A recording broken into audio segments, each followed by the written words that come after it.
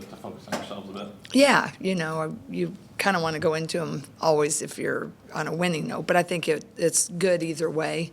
I think they had a nice 2-day break. We gave them over Saturday, Sunday, so hopefully, they practiced really well on Friday and they practiced really well yesterday, so hopefully we'll have another good one today and be ready to go against Washington.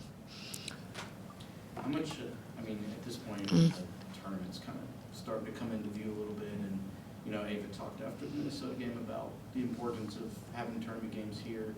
Do you go down that road of emphasizing any of that, or is it kind of... Yeah.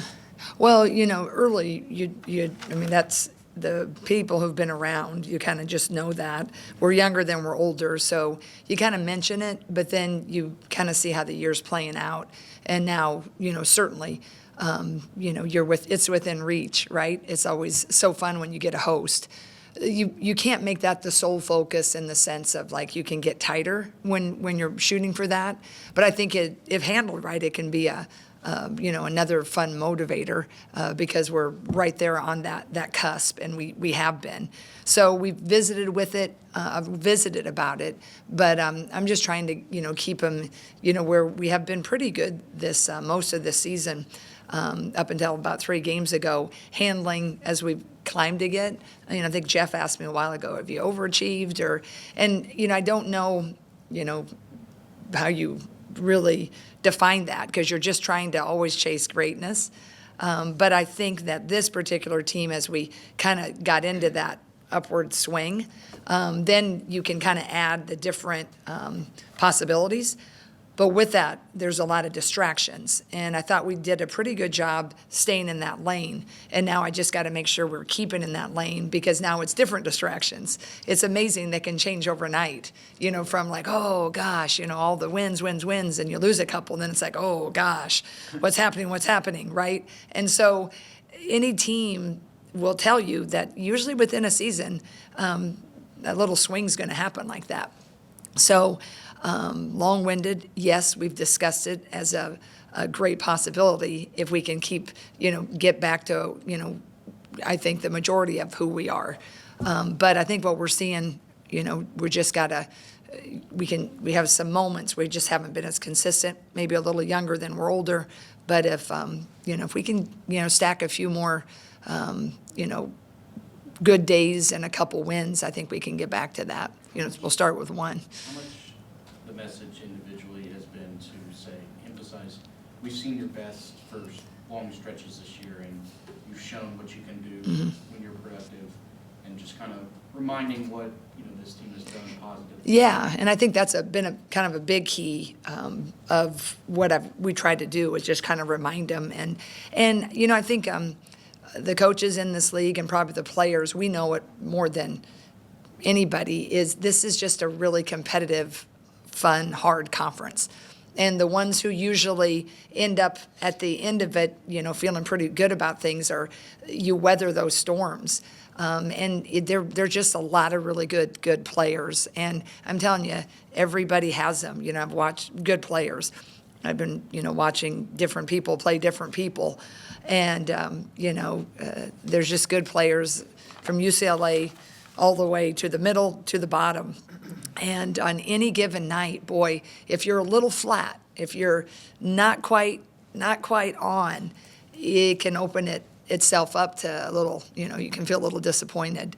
But I think if we can just get a little bit more consistency back, I think we can still have a really great fun ending to the season is what we're all planning on. Washington was kind of your slump buster last year. What do you remember about that game, and does that give this team any added confidence? Yeah, I think I haven't really, I don't know if it's Washington, because when I remember about Washington is Lucy Olson was amazing. And Lucy Olson, speaking, is still amazing as the 6th woman of the year in her league.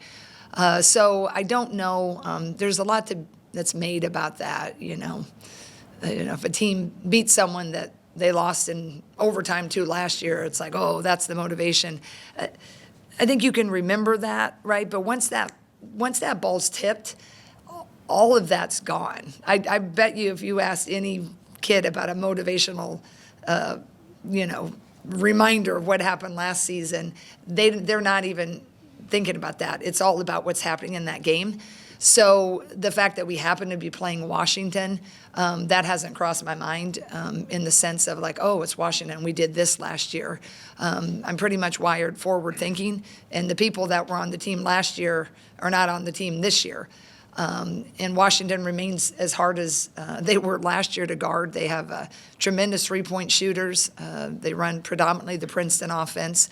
They're a difficult guard because they shoot the three ball, on paper just as well, but some of them better than some of the Minnesota kids. So that's kind of where I'm thinking. I would love it if it could be a game like Wisconsin. We played Washington last year, but I'm not counting on last year. I'm hopefully counting on what we'll do this year. I know you mentioned that with Taylor out now, it's kind of been trying to search to find the right rotations, the right combinations of some of the lineups. Is the plan to stick with the same starting five and then just, Yep. I guess, Addie Deal played so well prior to her moving into the starting lineup. Have you guys considered that maybe she was getting used to the role off the bench, or is that just? Yeah, I guess, I'm considering all options. I'm considering all, and I think that's very true. And sometimes kids are just a little better. There's less pressure when you're coming off. And I think Addie's had a lot of pressure for a lot of good reasons, a lot of good intentions, and I think she's handled it really, really well. But yeah, I've been, studying that. I've used a lot of analytics. I look a lot of the stats, and looking at matchups, looking at how we've started games, all the things. So that's a continual point of what I've been working on over the weekend. So that could definitely be a change up. Looking at Washington, what Avery Howell's done this season is, obviously she was in a different role at USC last year, but just are you kind of surprised with what she's been? I think she had like 34 and 50. Yeah. No, we recruited her and actually Bryn McGoy real hard in high school, and then I tried to get in with Howell when she went into the portal. But she's just a phenomenal scorer. And when she gets hot, that kid can score it from about anywhere. And in fact, I'm just watching some of that Wisconsin film. Wisconsin played a little bit of a zone with them, and she got open a little bit there. But they're Princeton action. They run that about as well as anybody. And when they're cooking, Avery can hit it. Sellers is. She's fantastic and fun. She can get to the rim. She can hit beautiful Euros, but she's got no conscience. So you got two kids that really have no conscience when they're shooting. Sellers, if your hands are down and she's about 6-7 feet behind the line, it's a beautiful pop and it's really, really quick. So I'm not surprised. I thought that was a really good get by Washington in the portal, but I do know Washington was one of the contenders the first time around. So I'm not surprised, but I would like her to be off tomorrow night. Quick, Taylor was able to get her shot off. She was able to maybe get a shot where other players can't. How do you make sure you're still getting open looks for three for the players that can hit them when you don't have a shooter who can just flip it? Yeah, I think we have different sets that we continue to put in. You kind of rotate through them because with scouting, people know them. Trying to, sometimes you have to be able to break people down off the bounce. And we're, working on also that skill because when you are able to break them down off the bounce, you draw help and then you can kick. In the years past, that's been a lot of our offense. This year, we don't have that yet quite as capable. In the two-post offense, we have opportunities for that. I believe that we're getting a little bit more comfortable in looking for that and attacking it. Sometimes, especially with younger teams, it's kind of that the thinking 2 to 3 steps ahead. A lot of times when you're driving, you're just seeing, I'm going to drive and I'm going to force this drive. I think we're taking steps in the drive is really not for you. It's not for you. The drive right now is you're driving because I need to get Addie a set shot, right? It's not to go up, or Addie's driving and it's not to go up against 2 people. It's to hit it to a wide open chit chat over there. And I think we're progressing. We've been working a lot on our player development, But I think it just kind of, you have to just keep working on it. And the amount of attacking and film watching and understanding that, that next pass or, even a stop, a jump stop, and a step through pitch. And that's what we've been working on, along with different sets for different people. So, I'd like to have a little bit more free flow because you're not as easy to scout if you're always calling all the things. But I have put at least 5 new specials in, and hoping that at the right time, that's going to give the people I would like to have a shot opportunity a shot. We talked a lot about Chit Chat's progression, and then obviously her becoming more Mm-hmm. of a leader and gaining more confidence in her voice. That way, you've talked about Strimlow Mm-hmm. kind of being in that same vein. How important is it beyond Kylie and Hannah, in that young group, to have kind of that mental stability really start to take shape as the season gets more intense here? Yeah, I think that's going to be a big difference maker, right? I think Ava is also capable of that. Ava is right now between her and Chit Chat on the floor a lot, and certainly one of our most consistent players.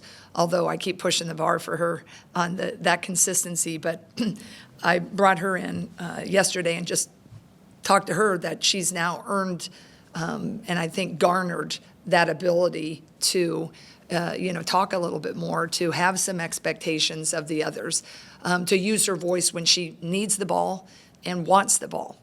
That's the next step for a post player. Sometimes you're kind of shy about it because, you don't want to bark at people, I don't want to ball, and, I've shot 3 times in a row. When, if that's best for the team, you need to shoot 4 times in a row. And that's where I think Ava's getting a little bit more confident if she does have an advantage, needing to be able to call for it a little bit more. Guards have so much to look at. They've been doing a lot with not a lot of direction as much. So just kind of giving Ava a little bit more permission to also lead and be able in a huddle to say, hey, look, I got a 6'1" on me, right? Or they're switching screens on this. And I think Ava is more and more comfortable with that. So I'm hopeful she can get a little bit more vocal and chat. If we can get those two to continue playing just a little bit, more vocally and continue the consistency, I think that we've seen a lot of, I've seen a lot of growth from Chit Chat from practices leading up until Minnesota. The Minnesota game was stellar for Chit Chat. Her voice in practice, the last couple. And I think Ava also. So I'm hoping that those two, and Strim is doing a phenomenal job. Strimlow is, she's a real selfless. She'll take whatever role she's got to do off the bench, starting 1, 2, 3. She'll be the 5. So I think those guys, along with hopefully the senior urgency, I think that can help us here down the stretch. What do you want to see in maybe the first quarter tomorrow, the first 5 minutes of the game that'll make say, hey, it feels like this team is prepared to try to break this slide? I would like to see our defensive urgency. We had a nice quarter offensively, and then that left us a little bit, and then our defense really did the second and third quarters. I just want to see a little bit more of a assertiveness on defense, and we're going to need it. I mean, you cannot be passive with as the ability of the shooters of the Huskies. I just have so much respect for Tina. Does a great job, nicest person. But man, Sellers, Howell, Ladine, those 3 shooters, 40%, 47% from 3, and 32% from 3. And Ladine is usually 40%. From last year, like those 3, that's 1, 2, 3s that are lethal. And they're 4 and 5, they're definitely, you pay too much attention, they're very, very good, Steins and McGoy. So we have to be assertive. I think if I just see our little swag again and really coming out on our ball screens and knowing our assignments and not blowing the assignments, that'll make me feel a lot better that we're back and kind of locked in for the future and not looking behind. forgive me for what is probably a repetitive Yeah. question for you at this point. Yeah. But, with having lost Taylor and some of the depth issues, I know it'd be great to have Emily back in the lineup. Is she getting close at all? No, it just, her back continues to be an issue, and so we're just, doing, the things that, trying to progress her, but it just is, that's the situation. You mentioned Lucy playing in Australia. I was thinking, with you having some players who've played abroad now, how's that compare to your playing experience overseas back in the early Yeah, 90s? well, I mean, the comparison, I think, is they have FaceTime, and we had not even email. So I always kid them when they're a little homesick. I'm like, well, let me tell you about when we had rotary phones and you're calling from Europe. No, I think, it's just fun to share that with, Megan's overseas right now. Now she's back for a bit. Lucy, but, just sharing how it's so different culturally. Obviously, the game, everybody's a lot better than we were back there. I'll talk for myself. They're better than I was back then. But it's fun. I'm just so thrilled for Lucy. We were so blessed to have her last year. And I think, her being drafted, we saw the impact when you have a player like that. And she was so driven and she led so beautifully. And when we went through and we finally got unified together, she was just a big catalyst of what we were able to do. And then, the rookie seasons and for freshmen here, for freshmen or rookies in the league, they're topsy-turvy, no matter how good you are. And, public opinion can be for you or against you or whatever. But for Lucy to come over, she held. A lot of kids get cut if you're not a first-round pick. She stayed and had some impactful minutes for the Washington Mystics. But then to go, to a really competitive league in Australia and to get that sixth player, that's awesome. I'm thrilled for her because that's a competitive league. And hopefully that'll bode well when she comes back and, everybody will be, they can only protect a certain amount of players on rosters. So whether Washington protects her or not, hopefully that'll help her marketability around the league. I'm here to endorse her. If anybody to take any of our players, I'd say you can't go wrong. Is Jada getting any closer? No. She's rehabbing the surgery that's I can't remember you remember what they said? 2 month to 3 month? Before you can really start weight bearing, but I'm just happy for Jada's life. She was able to get that done. Jada had a very impactful role for us that wasn't on the floor as much. So that situation, I know Jada would love to play and they all want to play more. Everybody wants their favorite players to play more. That's part of, the fan bases. But she's doing a great job leading, and I don't think we've even discussed yet how it's feeling. She is certainly not running, walking with ease, jogging, but that planting and cutting, we haven't graduated to that yet. I'd love to have her be in uniform by the end of the year. That would be awesome. But we're not at the point yet to discuss what that looks like.